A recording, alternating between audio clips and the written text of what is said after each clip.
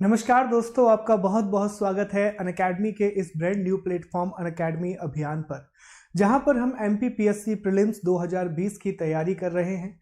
इससे पहले हम यूनिट 2 ऑलरेडी खत्म कर चुके हैं दोस्तों, जिसमें हमने भारतीय इतिहास को पढ़ा था। और अभी यूनिट 10 जिसमें आयोगों के बारे में बात की गई है, हम उसको लगातार पढ़ रहे हैं। अभी तक हम बहुत से आयोगों को कवर कर चुके हैं और आज की इस क्लास में हम एक नए आयोग की बात करेंगे। उससे पहले मैं आपको ये बताना चाहूँगा कि प्लीज़ हमारे टेलीग्राम चैनल अनअकैडमी अभियान को आप ज़रूर ज्वाइन करें।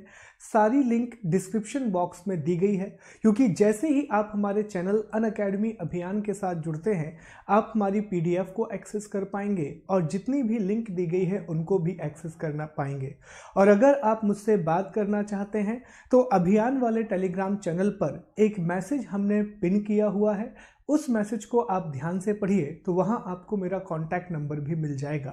एक और बात मैं बताना चाहूँगा कि मैं मुख्य परीक्षा के लिए MPPSC पर लाइव पढ़ा रहा हूँ और MPPSC 2020 के नए पैटर्न के लिए मेरे बहुत सारे जो कोर्स हैं वो ऑलरेडी प्लेटफॉर्म पर डले हुए हैं। जैसे एग्जाम्पल के लिए paper 4 ethics, paper 5 Hindi, Indian polity, world geography, geology, water management, ये वो सारे विषय हैं जो मेरे द्वारा कंप्लीट करवा दिए गए हैं। दोस्तों 2021 में इंडियन ज्योग्राफी, ऐसे writing, Indian economy, case study, public administration, sociology, environment, ये टॉपिक हम कवर करेंगे 2020 की मुख्य परीक्षा से पहले। याद रखें 16 अप्रैल से प्लस पर मेरी क्लासेस फिर से शुरू हो जाएंगी। अगर आप अभी सब्सक्रिप्शन लेते हैं तो तब तक आप ये पुराने लेक्चर देख लीजिएगा। इसके बाद 16 अप्रैल से हम दोबारा से प्लस पर अपनी क्लासेस शुरू करेंगे। दोस्तों प्लस प्लेटफॉर्म पर जितनी भी क्लासेस होती हैं वो बाइलिंगुअल होती हैं, हिंदी और इंग्लिश दोनों लैंग्वेज में। जेन्युइन इंग्लिश का हम वहाँ पर उपयोग करते हैं, ट्रांसलेटेड इंग्लिश नहीं होती है। क्वेश्चन आंसर फॉर्मेट पर सारे PDF नोट्स हम आपको प्रोवाइड करेंगे। एक और बात बता दूं कि ना सिर्फ सब्सक्रिप्शन लेने के बाद आपको मेरे बल्कि MPPSC पर जितने टीचर हैं सबके कोर्स आप एक्सेस कर पाओगे। मेंस की टेस्ट सीरीज, प्रीलिम्स की टेस्ट सीरीज के नोट्स और बाय मंथली मैगजीन हम लॉन्च करते हैं, वो भी आपको मिल पाएगी दोस्तों अनअकैडमी के इस सब्सक्रिप्शन के साथ। एक दो बातें कि अगर आप ये सब्सक्रिप्शन लेना चाहते हैं तो प्लीज़ प्ले स्टोर से अनअकैडमी की एप्लीकेशन को डाउनलोड करें। MPPSC एंड व्यापम के गोल को सिलेक्ट कीजिए। गोल सिलेक्ट करने के बाद 1 साल की जो फीस है वो 8,800 रुपये है, 2 साल की फीस 12,800 रुपये है। लेकिन अगर यहाँ पर आप मेरा कोड SG लाइव इस्तेमाल करते हैं तो आपको 10% का डिस्काउंट मिलेगा और 2 साल का कोर्स, दोस्त 2 साल का कोर्स आपको 11,500 रुपये में मिलेगा। याद रखिएगा, इसमें ना सिर्फ आपको मेरी क्लासेस देखने के लिए मिलेंगी, बल्कि MPPSC पर जितनी भी एक्टिविटीज़ हो रही हैं सारी चीज़ें आप एक्सेस कर पाओगे। So please remember my code SG live. चाहे आप अनअकैडमी का सब्सक्रिप्शन लें और चाहे आप किसी भी स्पेशल क्लास को देखें। दोस्तों प्लीज़, मैं बहुत मेहनत कर रहा हूँ यूट्यूब पर आपके लिए। आई विश कि आप मेरे रेफरल कोड का यूज़ करके सब्सक्रिप्शन लेंगे और साथ ही साथ स्पेशल क्लास देखने के लिए भी आप मेरे रेफरल कोड का इस्तेमाल करेंगे। मैं ये मान के चलूँगा कि यही मेरी मेहनत का एक छोटा सा फल होगा। तो चलिए अब हम टॉपिक को शुरू करते हैं।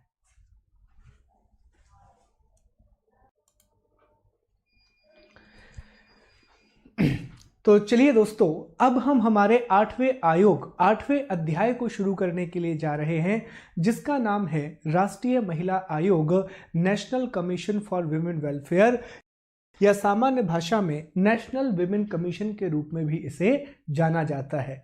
तो अब तक हम 7 आयोगों की बात कर चुके हैं, जिसमें से कुछ संवैधानिक थे, कुछ कार्यकारी थे, एक ही कार्यकारी था वो था नीति आयोग, और कुछ सांविधिक आयोग थे।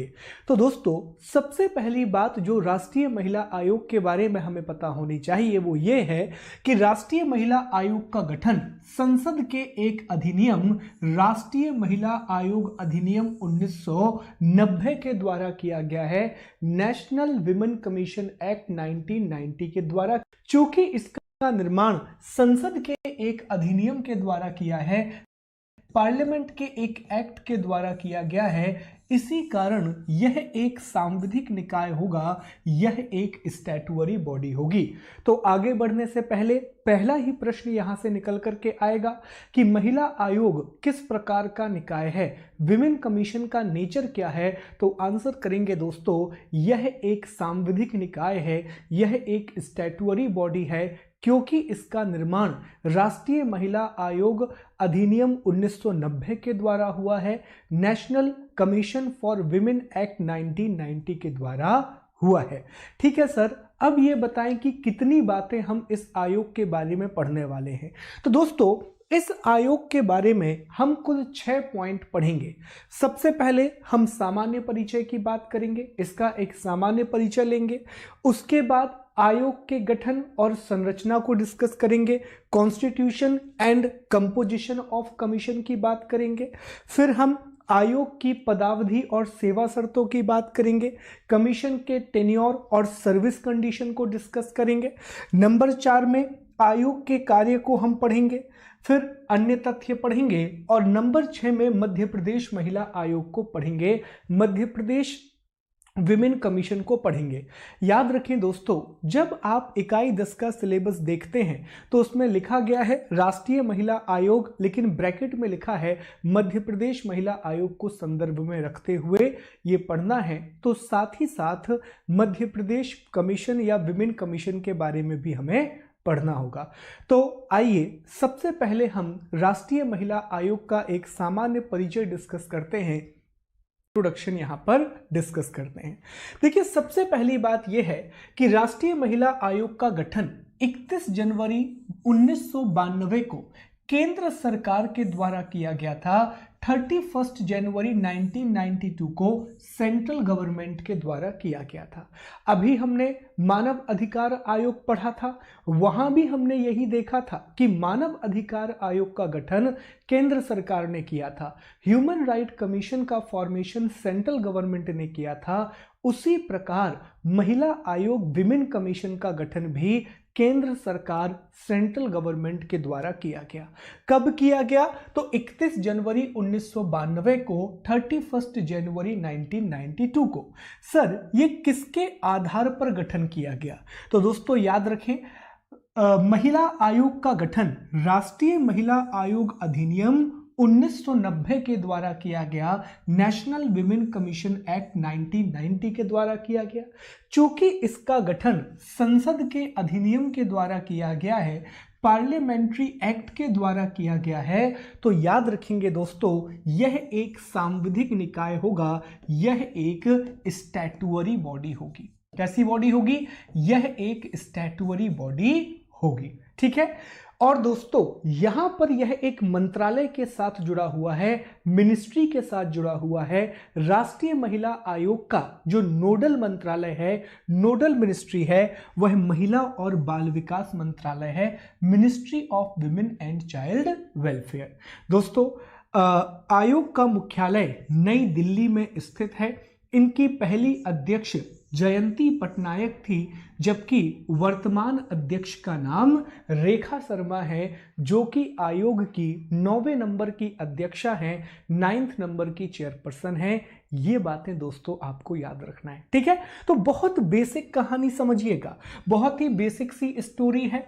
1990 ठीक है, सॉरी माफ करें, सबसे पहला पॉइंट याद रखें कि भारत की संसद ने, इंडिया के पार्लियामेंट ने नेशनल कमीशन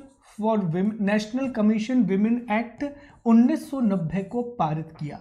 इसी अधिनियम के आधार पर 31 जनवरी, ठीक है, 31 जनवरी 1992, 31 जनवरी 1992 को केंद्र सरकार के द्वारा, ये कुछ बातें याद रखने की होती हैं, केंद्र सरकार के द्वारा नेशनल कमीशन विमेन या राष्ट्रीय महिला आयोग का गठन किया गया। दोस्तों, जब इस आयोग का गठन एक अधिनियम के द्वारा किया गया, तो यह एक सांविधिक निकाय होगा, यह एक कॉन्स्टिट्यूशनल बॉडी होगी। दूसरी चीज याद रखें कि प्रथम अध्यक्ष राष्ट्रीय महिला आयोग की जयंती पटनायक थी। वर्तमान अध्यक्ष रेखा शर्मा है, जो कि इसके 9वें नंबर की अध्यक्षा हैं। और एक और बात याद रखें कि यह पूरा का पूरा आयोग महिला एवं बाल विकास मंत्रालय के तहत काम करता है। किसके तहत? महिला और बाल विकास मंत्रालय के तहत काम करता है। विमेन एंड चाइल्ड वेलफेयर या चाइल्ड डेवलपमेंट मिनिस्ट्री के अंतर्गत ये कार्यरत है और इसका मुख्यालय नई दिल्ली में है। ये बहुत सामान्य जानकारी है, ये आपको याद रखना ही है, बहुत इंपॉर्टेंट है। ठीक है, तो सांविधिक प्रकृति का है। पहली अध्यक्ष जयंती पटनायक, वर्तमान अध्यक्ष रेखा शर्मा, और ये पूरी की पूरी लिस्ट है अलग अलग अध्यक्षों की। जयंती पटनायक, वी मोहिनी गिरी, विभा पार्थ सारथी, पूर्णिमा आडवाणी, गिरिजा व्यास, ठीक है, ममता शर्मा, ललिता कुमार मंगलम और रेखा शर्मा। ठीक है, चलिए आगे बढ़ते हैं। अब हम बात करेंगे आयोग के गठन और संरचना की, constitution and composition of commission की, जो कि राष्ट्रीय महिला आयोग अधिनियम, राष्ट्रीय महिला आयोग अधिनियम की धारा 3 में दिया गया है। ठीक है, धारा 3 में क्या दिया गया है कि राष्ट्रीय महिला आयोग का गठन, फॉर्मेशन या constitution of national women commission, और दूसरी बात राष्ट्रीय महिला आयोग की संरचना, structure of national women commission. आइए इसको जरा देखते हैं क्या क्या बातें कही गई हैं। तो सबसे पहली बात, केंद्र सरकार के द्वारा राष्ट्रीय महिला आयोग का गठन किया जाएगा, constitution of national women commission by central government. तो देखो यही से प्रश्न बनते हैं दोस्तों। राष्ट्रीय महिला आयोग का गठन केंद्र सरकार कर रही है, ना कि राष्ट्रपति और ना ही संसद। सेंट्रल गवर्नमेंट के द्वारा राष्ट्रीय महिला आयोग को नियुक्त किया जा रहा है। उसी प्रकार धारा 3 में संरचना को भी डिस्कस किया गया है, स्ट्रक्चर को भी डिस्कस किया गया है। बताया गया है कि आयोग में एक अध्यक्ष होगा और 5 सदस्य होंगे। ठीक है, एक अध्यक्ष होगा, एक चेयरमैन होगा और इसमें 5 मेंबर होंगे। दोस्तों, अध्यक्ष और सदस्य दोनों की नियुक्ति केंद्र सरकार के द्वारा की जाएगी, सेंट्रल गवर्नमेंट के द्वारा की जाएगी। यह बात आपको याद रखनी है। ठीक है, इसमें भी याद रखें कि 5 सदस्यों में से एक व्यक्ति शेड्यूल कास्ट का होगा और एक व्यक्ति शेड्यूल ट्राइब का होगा, एक व्यक्ति अनुसूचित जाति का होगा और एक व्यक्ति अनुसूचित जनजाति का होगा। यह भी महत्वपूर्ण पॉइंट है। योग्यताओं की बात करें तो जो अध्यक्ष है वो ऐसा होना चाहिए जो महिलाओं के हितों के लिए कार्यरत हो, जो विमेन वेलफेयर के लिए बहुत समय से काम कर रहा हो। वहीं दोस्तों, सदस्य या तो लॉ के बहुत अच्छा नॉलेज होना चाहिए, या किसी विमेन मूवमेंट से जुड़े हुए हों, या फिर किसी विमेन ऑर्गेनाइजेशन से जुड़े हों, या फिर किसी महिला विकास उद्योग, विमेन डेवलपमेंट इंडस्ट्री के साथ ये जुड़े हों। ऐसे लोगों को ही राष्ट्रीय महिला बनाया जाएगा, नेशनल विमेन कमीशन का मेंबर बनाया जाएगा। दोस्तों, 5 सदस्य और एक अध्यक्ष के अलावा इसमें एक सचिव भी होगा जो सामाजिक आंदोलन का विशेषज्ञ होगा, या फिर कोई भी भारत या राज्य सरकार का अधिकारी होगा, या स्टेट या फिर यूनियन का कोई ऑफिसर होगा। सामान्यतः यह अखिल भारतीय सेवा का अधिकारी होता है, ऑल इंडिया सर्विस का एक ऑफिसर होता है। ठीक है, तो क्या क्या बातें क्लियर हो गई दोस्तों? तो यहां पर हमें कुछ बेसिक बातें पता चल रही हैं कि आयोग के गठन और संरचना की जानकारी हमें धारा 3 से मिलती है, सेक्शन 3 से मिलती है। और धारा 3 में क्या क्या कहा गया है? तो सिंपल बात है दोस्तों कि आयोग का गठन कौन करेगा? केंद्र सरकार के द्वारा आयोग का गठन किया जाएगा। दूसरी बात, यहां पर आयोग की संरचना का भी वर्णन किया गया है, स्ट्रक्चर। संरचना में एक अध्यक्ष होगा, एक चेयरमैन होगा और इसके अलावा 5 सदस्य होंगे। इंटरेस्टिंग बात यह है कि अध्यक्ष और सदस्य दोनों की ही नियुक्ति केंद्र सरकार के द्वारा की जाती है, सेंट्रल गवर्नमेंट के द्वारा की जाती है। जबकि राष्ट्रीय मानव अधिकार आयोग में राष्ट्रीय मानव अधिकार आयोग का गठन केंद्र सरकार ने किया था, लेकिन अध्यक्ष और सदस्यों की नियुक्ति राष्ट्रपति के द्वारा की जाती थी। लेकिन महिला आयोग में आयोग का गठन के साथ साथ अध्यक्ष और सदस्यों की नियुक्ति भी केंद्र सरकार के द्वारा की जा रही है, सेंट्रल गवर्नमेंट के द्वारा की जा रही है। दूसरी बात यह है कि अध्यक्ष वही व्यक्ति होगा जो महिला आंदोलन से जुड़ा हुआ हो, किसी भी प्रकार से विमेन वेलफेयर से जुड़ा हुआ हो। सदस्यों के साथ 2 कंडीशन लगाई गई हैं कि एक व्यक्ति इसमें एससी से होगा, एक व्यक्ति एसटी से होगा, और सदस्य उन्हीं को रखा जाएगा जो महिला कल्याण से जुड़े हुए हैं। ऐसे लोगों को रखा जाएगा जो विमेन वेलफेयर से जुड़े हुए हैं। दोस्तों, साथ ही साथ कहा गया है कि एक सचिव भी होगा, और सचिव अखिल भारतीय सेवा का अधिकारी हो सकता है या फिर कोई ऐसा व्यक्ति हो सकता है जिसने लगातार महिलाओं के विकास के लिए काम किया हो, लेकिन सामान्यतः यह एक सरकारी अधिकारी ही होता है, गवर्नमेंट का ऑफिसर ही होता है।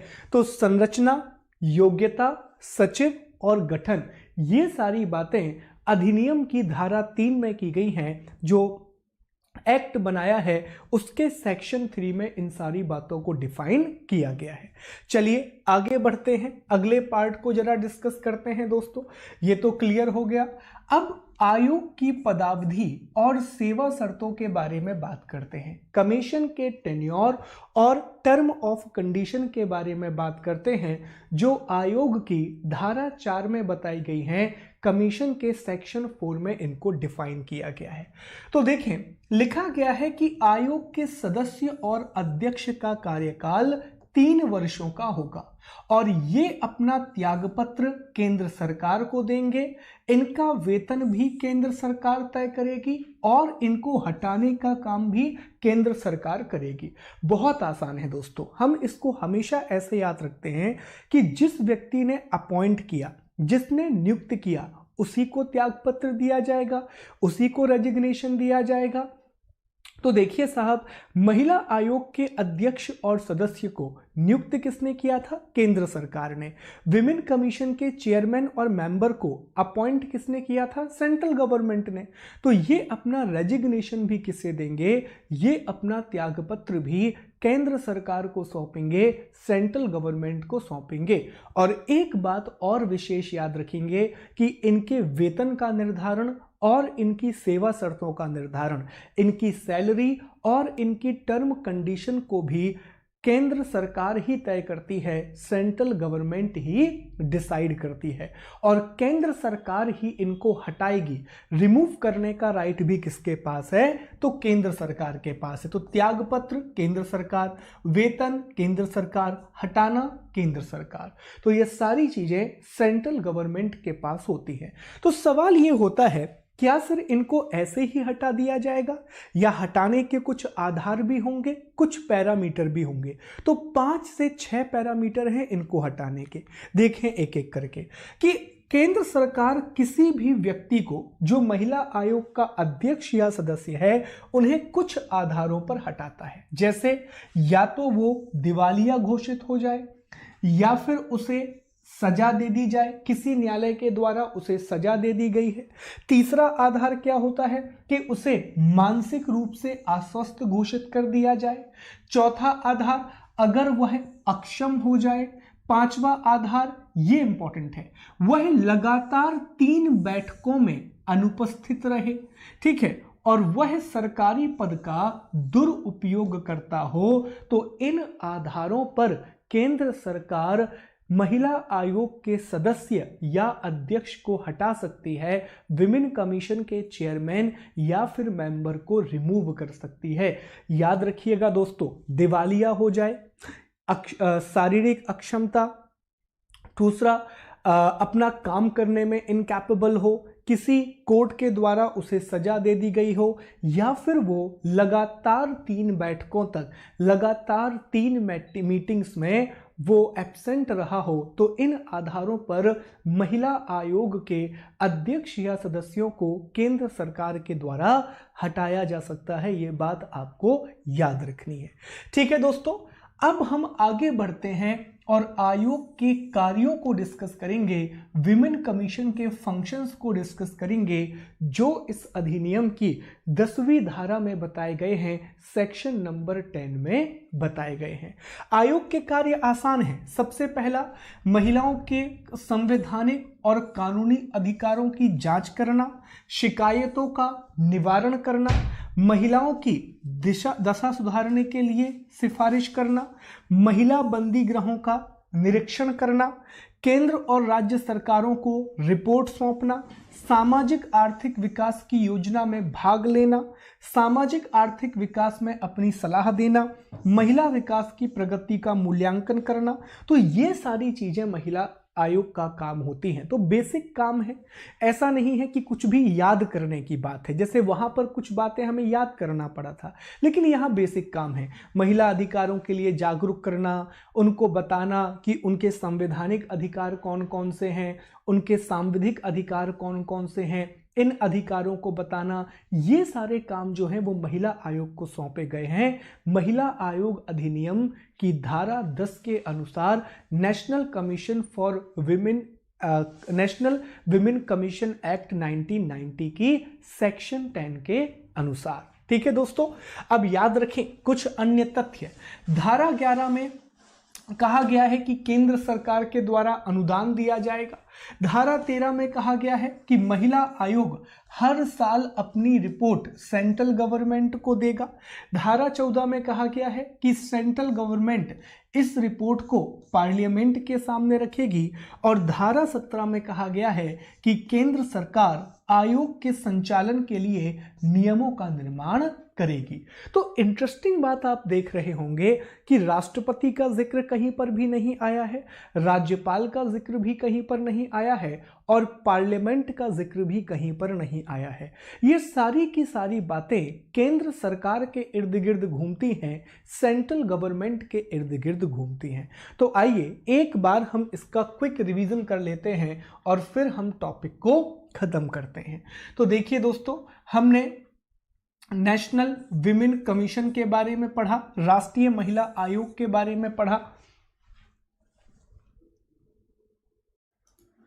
ठीक है दोस्तों, तो एक बार पहले हम इसका क्विक रिवीजन करते हैं, फिर मध्य प्रदेश महिला आयोग की बात करेंगे।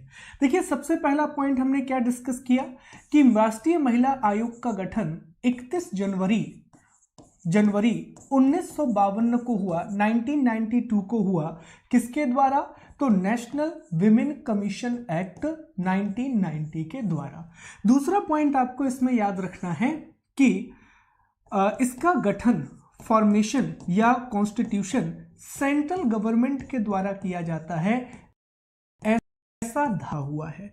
धारा 3 से जो धारा 3 है उसमें आयोग की संरचना को भी डिफाइन किया गया है, इसके स्ट्रक्चर को भी डिफाइन किया गया है। आयोग में एक अध्यक्ष होगा और 5 इसमें सदस्य होंगे, 5 इसमें मेंबर होंगे। साथ ही साथ इसी में बताया गया है कि आयोग का एक सचिव होगा। तो इतनी बातें दोस्तों हमको किससे पता पड़ती हैं? धारा 3 से पता पड़ती हैं। फिर हमने धारा 4 को डिस्कस किया। धारा 4 में त्यागपत्र, रेजिग्नेशन, जो कि केंद्र सरकार को दिया जाएगा, क्योंकि नियुक्त भी केंद्र सरकार कर रही है, सेंट्रल गवर्नमेंट कर रही है। त्यागपत्र के बाद हटाएगा भी कौन दोस्तों? तो हटाने, रिमूव भी कौन करेगा? सेंट्रल गवर्नमेंट करेगी, केंद्र सरकार करेगी। आधार क्या क्या होंगे? या तो सदस्य या अध्यक्ष दिवालिया हो जाए, या उनको दंड मिल जाए, मानसिक अक्षमता आ जाए, किसी भी प्रकार की दूसरी अक्षमता आ जाए, 3 बैठकों में लगातार वो एब्सेंट रहा हो, एक ये आधार है।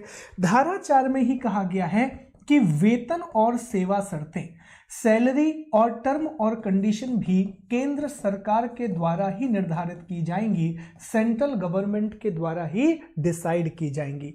दोस्तों, इसके बाद हमने धारा 10 को पढ़ा, सेक्शन 10 को पढ़ा, और धारा 10 में हमने पढ़ा आयोग के कार्यों के बारे में, वर्क ऑफ कमीशन के बारे में। फिर कुछ बेसिक बातें ये थी कि आयोग को केंद्र सरकार के द्वारा अनुदान दिया जाता है, सेंट्रल गवर्नमेंट के द्वारा ग्रांट दिया जाता है।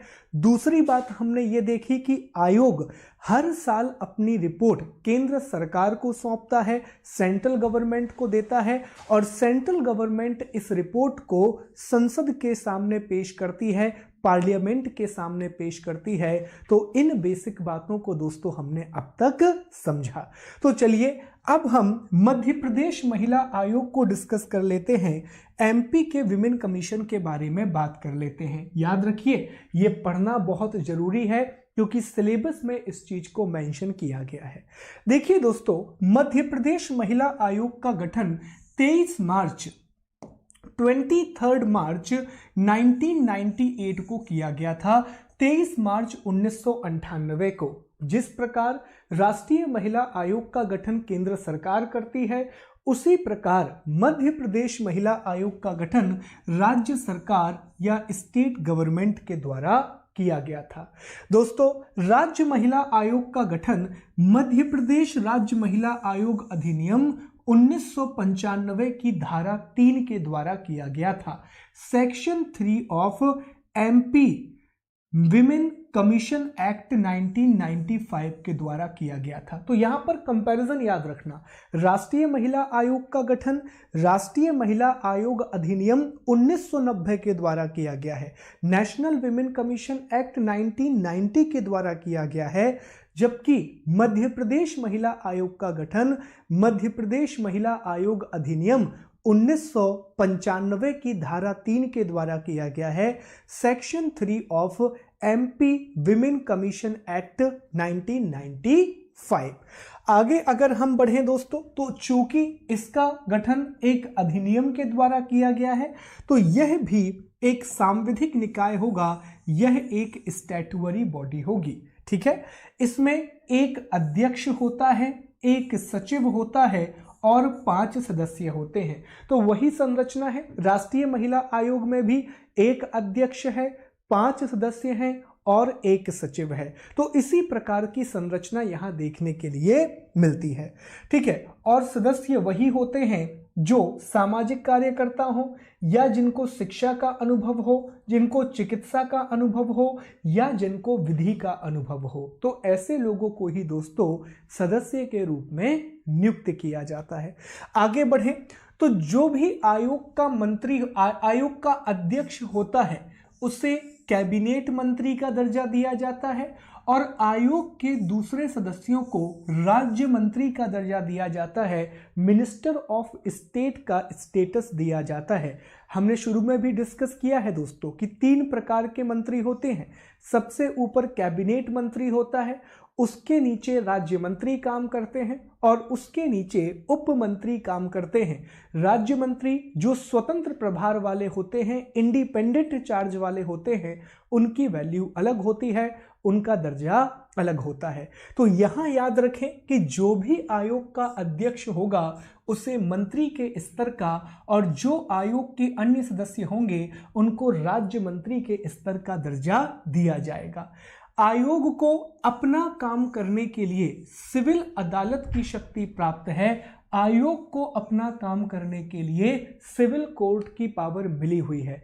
देखिए दोस्तों, सिविल अदालत की शक्तियों का मतलब होता है कि आयोग कहीं से भी रिकॉर्ड मंगा सकता है, आयोग किसी को भी नोटिस भेज सकता है और आयोग जांच के लिए किसी भी व्यक्ति को बुला सकता है। लेकिन सिविल अदालत में कभी भी सजा नहीं दी जा सकती। सजा देने की शक्ति राष्ट्रीय महिला आयोग के पास नहीं होगी। ये पॉइंट आपको याद रखना है दोस्तों। इनकी जो पद अवधि है वो 3 वर्ष की होती है, 3 सालों का इनका टेन्योर होता है। ये अपना त्यागपत्र राज्य सरकार को सौंपते हैं और इनको हटाने का अधिकार भी राज्य सरकार के पास होता है, स्टेट गवर्नमेंट के पास होता है। यहां पर ये सारी बातें आपको याद रखना है दोस्तों कि इसी प्रकार केंद्र सरकार को ये शक्तियां प्राप्त थी राष्ट्रीय महिला आयोग अधिनियम में, उसी प्रकार की शक्तियां राज्य सरकार को प्राप्त हैं राज्य महिला आयोग के केस में। तो देखिए, इनकी नियुक्ति भी स्टेट गवर्नमेंट ने की थी, तो ये अपना रेजिग्नेशन भी स्टेट गवर्नमेंट को देंगे। इनको रिमूव भी स्टेट गवर्नमेंट करती है उन्हीं आधारों पर जिन आधारों पर राष्ट्रीय महिला आयोग के सदस्य और अध्यक्षों को हटाया जाता है। कौन कौन से आधार थे? तो धारा 4 में वो आधार बताए गए थे, सेक्शन 4 में वो आधार बताए गए थे।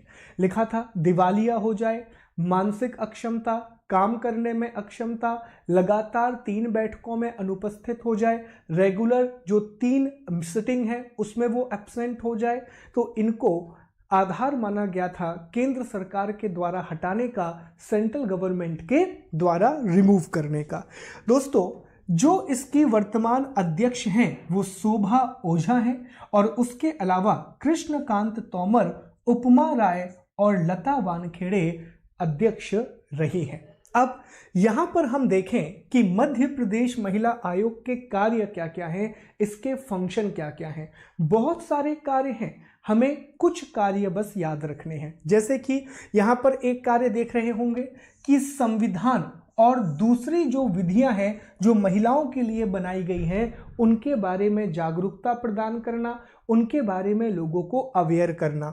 दूसरा आप देखें कि राज्य सरकार को एक वार्षिक रूप से रिपोर्ट प्रस्तुत करना, सेंट्रल गवर्नमेंट को एक रिपोर्ट देना। जिस प्रकार राष्ट्रीय महिला आयोग केंद्र सरकार को अपनी रिपोर्ट सौंपती है, उसी प्रकार राज्य महिला आयोग राज्य सरकार को अपनी रिपोर्ट सौंपेगी।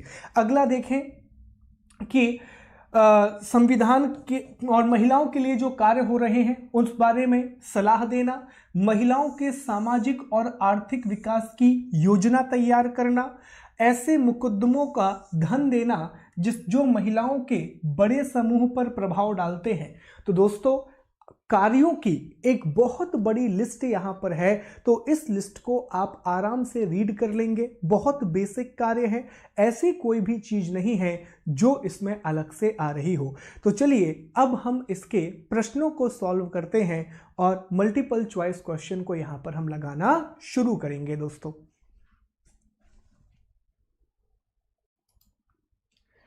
चलिए दोस्तों, तो अब हम राष्ट्रीय महिला आयोग से संबंधित प्रश्नों को लगाना शुरू करेंगे। उससे पहले एक छोटा सा सरप्राइज है आज आपके लिए, और अब वो सरप्राइज मैं रिवील करने वाला हूँ। दोस्तों, वो सरप्राइज ये है कि मैंने आपसे कहा था कि हम यूनिट 7 के लिए एक बहुत अच्छे टीचर की तलाश कर रहे हैं। लगातार हम रिसर्च कर रहे हैं और मैं पूरी कोशिश कर रहा हूँ कि यूनिट 7 जो आपके लिए एक बहुत बड़ी समस्या बन गई है, उसका कुछ ना कुछ समाधान हमारे इस चैनल अभियान पर निकाला जाए। तो दोस्तों, सरप्राइज ये है कि यूनिट 7 को कवर कराने के लिए हमारे साथ अब जुड़ चुके हैं अजय बसेड़िया सर।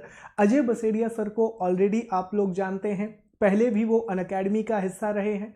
बाद में उन्होंने प्रोग्रेस अकेडमी का अपना चैनल भी चलाया है जिसमें उन्होंने बहुत से वीडियोस बनाए हैं। लगातार पेपर 3 जो कि बहुत मुश्किल पेपर माना जाता है मुख्य परीक्षा का, उसमें साइंस और टेक के पोर्शन को कवर किया है। तो अब उसी विशेषज्ञता को, उसी स्पेशलिटी के साथ अजय सर हमारे चैनल पे जुड़ रहे हैं और यूनिट 7 वो अभियान में कवर कराएंगे। और जब अभियान प्रीलिम्स हो जाएगा तो मुख्य परीक्षा के लिए पेपर 3 को भी कवर कराएंगे। तो दोस्तों, 2 मिनट के लिए सब लोग प्लीज़ लाइक कीजिएगा अजय सर के लिए, उनको सपोर्ट कीजिएगा। और मैं अजय सर को बुलाना चाहूँगा। सर प्लीज़ आप आइए, प्लीज़ प्लीज़ आइए सर। सर सबसे पहले सर का बहुत बहुत स्वागत है। सर के लिए दोस्तों लाइक कर दीजिए, सर को वेलकम बोल दीजिए। आपके कमेंट हम लगातार देख रहे हैं, तो प्लीज़ सर को एक बार वेलकम बोलिए। सर आपका बहुत बहुत स्वागत है अनअकैडमी में एक बार फिर से। सबसे पहले सर कैसा लग रहा है सर वापस आके? मतलब ऐसे ही फील हो रहा है जैसा कि कुछ दिन कल लेक्चर लिया था, आज फिर से लेना है। चीज़ें वही हैं, बस स्टूडेंट्स थोड़े से नए आ गए होंगे, बाकी कुछ चीज़ें तो शायद वही हैं। और दूसरी जो इम्पोर्टेंट चीज़ मैं आपको बताना चाह रहा था यहाँ पे, 7th यूनिट का शुभम ने कई बार मुझसे बोला कि सर 7th यूनिट के लिए आप कोशिश कीजिए कि 7th यूनिट हम अनअकैडमी के साथ जुड़ पाएँ। तो कुछ चीज़ें ऐसी बन रही थी कि वो कॉम्बिनेशन नहीं बन पा रहा था। और एक बहुत अच्छी चीज़ जो हमारे पास आई वो रहा हमारा अभियान का बनना। अभियान पे हम सभी, जैसे कि आप सभी लोग रोज़ जुड़ जाते हैं, तो अभियान का जो आपने देखा होगा जो एक स्टैंडर्ड है, जिस तरीके से हम उस पे चीज़ों को ला रहे हैं, उसी स्टैंडर्ड को बिल्कुल फॉलो करते हुए हम साइंस और साइंस टैग, जिसको आपका इकाई 7 या यूनिट 7 में पूरा कॉम्बिनेशन है विज्ञान, पर्यावरण और विज्ञान और प्रौद्योगिकी का, साइंस एंड टेक्नोलॉजी का, तो पूरी चीज़ों को हम इसमें लेकर आने वाले हैं उसी पैरामीटर्स के साथ। वो सारी चीज़ों को बिल्कुल इस चीज़ की श्योरिटी देते हुए, जैसा हम कह सकते हैं कि आपके पास जो फैक्ट दिए जाते हैं वो पूरे फैक्ट बिल्कुल सही और बिल्कुल एग्ज़ाम के हिसाब से ही हो, ना बहुत ज़्यादा हो और ऐसा भी ना हो कि आपको कुछ छूट जाए। कोशिश हमारी यही रहती है कि आपके लिए चीज़ें बिल्कुल कहना चाहिए जेन्युइन रहें, बिल्कुल टू द पॉइंट रहें, जो होनी चाहिए वो भी पूरा एनालिसिस करके हम लोग ला रहे हैं। और कितने अच्छे तरीके से हम इसको ले पाएँ, कितने अच्छे तरीके से हम इसको समझा पाएंगे, इसके लिए भी हम लोग पूरी कोशिश कर रहे हैं। बाकायदा हम लोग MCQs भी इसमें लाएंगे, चैप्टर वाइज भी MCQs ला रहे हैं, ताकि आपकी प्रैक्टिस प्री की पूरी कंप्लीट कराएं। जैसे ही प्री कंप्लीट होता है तुरंत हम लोग मेंस की तैयारी के लिए आपको लेकर आएंगे। पूरे मेंस की पूरी सीरीज आपने पहले भी देखा है मेरे वीडियोस को, तो पता होगा कि किस पैटर्न पर मैं उसको पढ़ाता हूं, और जो एडवांस वर्जन है और जो डेवलप्ड चीज़ें उसमें हुई, कुछ इंप्रूवमेंट हुए हैं, उनके साथ हम लोग इस सेक्टर को लेकर आ रहे हैं। तो फिर से उम्मीद है आप सभी लोगों का प्यार बिल्कुल वैसे ही मुझे फिर से मिलने वाला है, जैसा आप लोगों ने पहले भी दिया है और अभी देते आ रहे थे हमारे उस चैनल पर। तो अभियान पर भी उस चीज़ों को और ज़्यादा संख्या में, ज़्यादा आपके प्यार के साथ हम लोग जुड़ेंगे और हमारे इस अभियान मिशन को सच में बहुत सफल बनाएंगे। और शुभम सर जैसे आपके साथ जुड़े हैं और हमेशा से आपने देखा शुभम सर ने बेस्ट चीज़ों को लाने की कोशिश की है, तो अभियान में इस जो आपकी उम्मीदें हैं उन पे मैं खरा उतरूंगा और ज़्यादा से ज़्यादा चीज़ें अच्छा लाऊंगा। Thank you. बस उम्मीद यही है कि यूनिट 7 एक बहुत बड़ा इशू है, बिकॉज पर्सनली भी मैंने देखा है उसको, उसका मैटर इतना आसानी से नहीं मिल रहा है। दूसरी बात सर, एक और रिक्वेस्ट ये है स्टूडेंट की तरफ से कि हम अपना कंटेंट बायलिंगुअली रखें, ताकि हाँ, ये बहुत अच्छी चीज़ रहेगी कि पूरा कंटेंट जो है, जैसा कि आपने देखा है हमारे सर के कंटेंट में भी देखा होगा, मैंने पिछले भी जो वीडियोस बनाए उसमें भी देखा होगा, बायलिंगुअल ही रहेगा। और थोड़ा और कोशिश की जाएगी कि ट्रांसलेशन की प्रोसेस जो है, कई बार कुछ इधर उधर हो जाता है, इस बार बिल्कुल नहीं होगा, क्योंकि हम लोग ने अब ट्रांसलेशन के लिए भी कुछ और एडवांस चीज़ें कहना चाहिए लेकर आए हैं, जो फिल्टर करते हैं इस चीज़ों को कि गलत ना हो चीज़ें। ठीक है, तो ये चीज़ें मिलने वाली हैं। दूसरी चीज़ जहाँ पर जिस चीज़ों की और ज़रूरत पड़ती जाएगी उसको हम लोग लेकर उसमें आएंगे। बिल्कुल सर। तो दोस्तों परसों से या फिर कल से, आपके कल या परसों से हम लेक्चर शुरू कर देंगे। आपको कम्युनिटी पोस्ट में इन्फॉर्मेशन मिल जाएगी, जो हमारा टेलीग्राम चैनल है अनअकैडमी अभियान, उसमें भी आपको इन्फॉर्मेशन मिल जाएगी। उम्मीद यही रहेगी दोस्तों कि आप सपोर्ट करेंगे सर को। बहुत मेहनत कर रहे हैं वो, क्योंकि हम साथ में ही रह कर के काम करते हैं, तो हमें पता है कि कितना एफर्ट वो लगा रहे हैं इन चीज़ों के पीछे। प्लीज़ आप सपोर्ट कीजिएगा। हम पूरी कोशिश कर रहे हैं कि आपको अच्छा कंटेंट दिया जाए।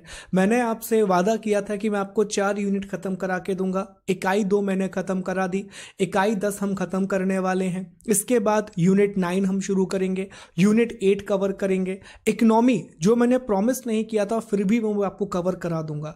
तो यार जितना मेरे से हो पा रहा है उतनी मेहनत मैं कर रहा हूं, और इसी लगन के साथ अजय सर भी हमारे साथ जुड़ेंगे।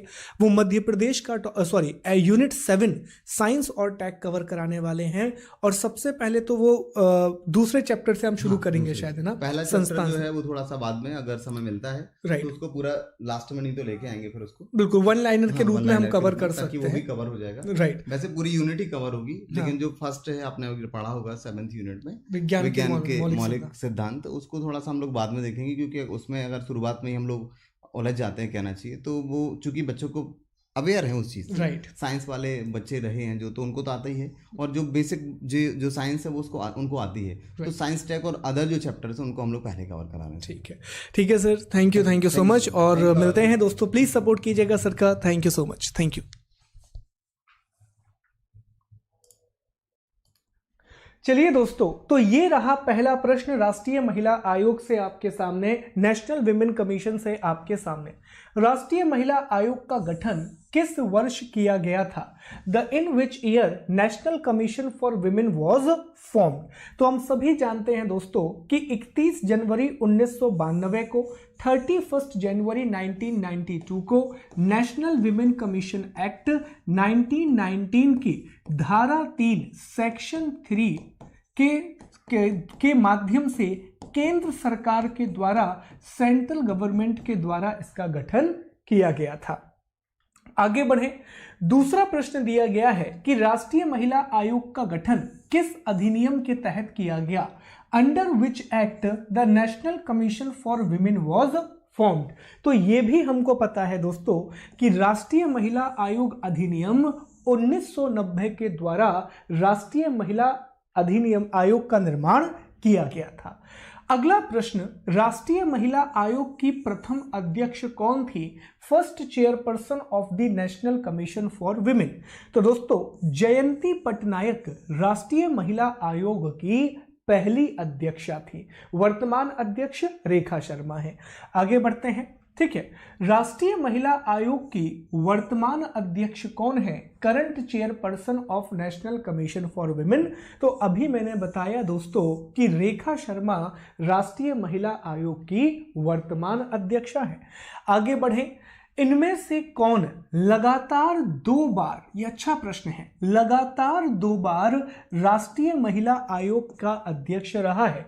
Who among these has become the president of Commission for Women twice? 2 बार कौन रहा है?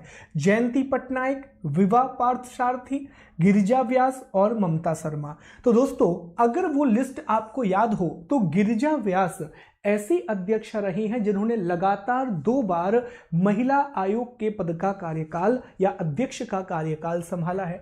आगे बढ़े, राष्ट्रीय महिला आयोग का मुख्यालय कहाँ स्थित है? Headquarter of national women commission located at. तो इसका सही जवाब होगा नई दिल्ली, न्यू दिल्ली में इसका मुख्यालय स्थित है। राष्ट्रीय महिला आयोग में कुल सदस्य संख्या कितनी है? टोटल नंबर ऑफ मेंबर्स, अध्यक्ष के साथ 3, अध्यक्ष के साथ 5, अध्यक्ष के साथ 6, इनमें से कोई नहीं।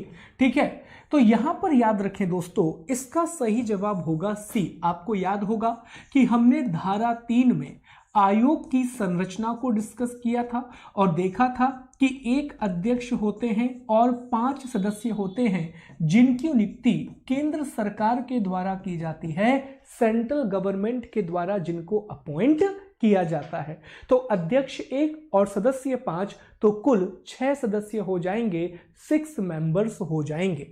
आगे बढ़ते हैं, ठीक है। अगला प्रश्न है, राष्ट्रीय महिला आयोग में अनुसूचित जाति और जनजाति के कितने सदस्यों का प्रावधान है?